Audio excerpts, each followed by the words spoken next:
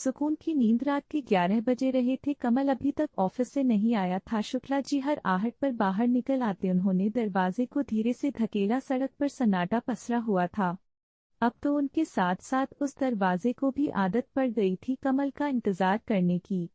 जैसे जैसे घड़ी की सुई आगे बढ़ती उनकी घबराहट बढ़ती जाती थी। एक गाड़ी अंधेरे को चीरते हुए तेज आवाज के साथ गली से गुजरी। शुक्ला जी की छड़ी उस आवाज को सुन ठिठक गई।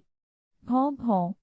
गली कुत्तों की आवाज से भर गई। कुत्तों ने उस गाड़ी का दूर तक पीछा किया और गाड़ी को गली के मोड़ तक छोड़कर वापस आ गए। इन कुत्तों को भी न जाने आती जाती कारों से क्या दुश्मनी होती है।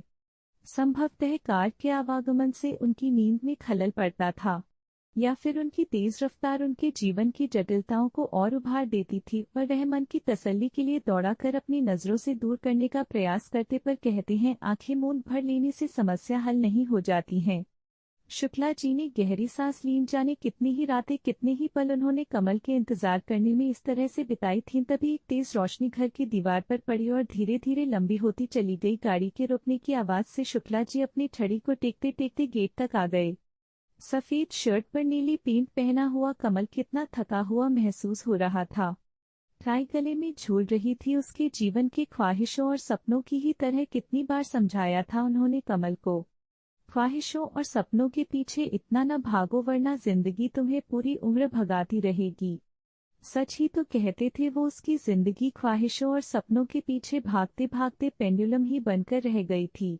बचपन में अपनी माँ के आंचल को पकड़े पकड़े पूरे घर में घूमने वाला कमल अंधेरे से इतना डरता था कि बाथरूम भी अकेले नहीं जाता था। आज वही कमल ऑफिस से आधी रात को आता था। ख्वाहिशों और सपनों के घनघोर अंधेरों ने उसे चारों तरफ से घेर रखा था। उसके मजबूत पंजों ने अपने चंगुल में दबा लिया था। हर दूसरे साल थोड़े और की चाहत में वह कंपनी बदल देता। उसकी ख्वाहिशों ने थकना और रुकना कहाँ सीखा था।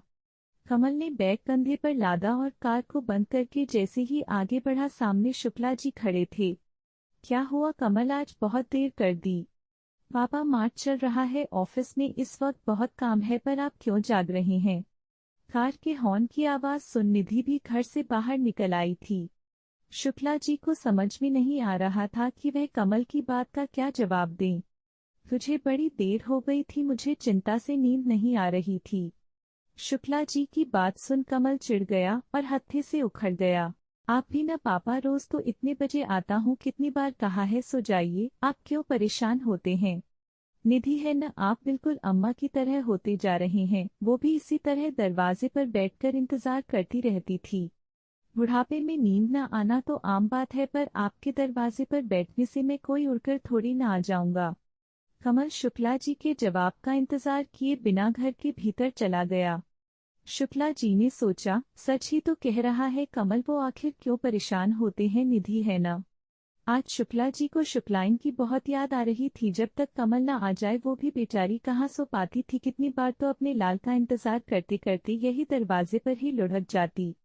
शुक्ला जी ने कितनी बार कहा था, अब उसकी शादी हो गई है, उसकी चिंता करने वाले घर आ चुकी है, तुम क्यों चिंता करती हो। पर उसकी चिंता कभी खत्म नहीं हुई।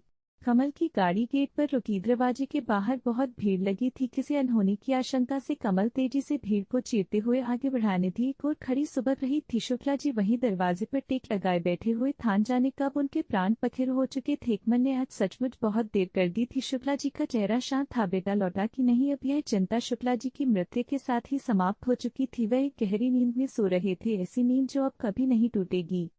सुकून की नींद। दोस्तों, अगर कहानी अच्छी लगी हो तो वीडियो को लाइक करें और चैनल को सब्सक्राइब जरूर करें। वीडियो को पूरा देखने के लिए धन्यवाद।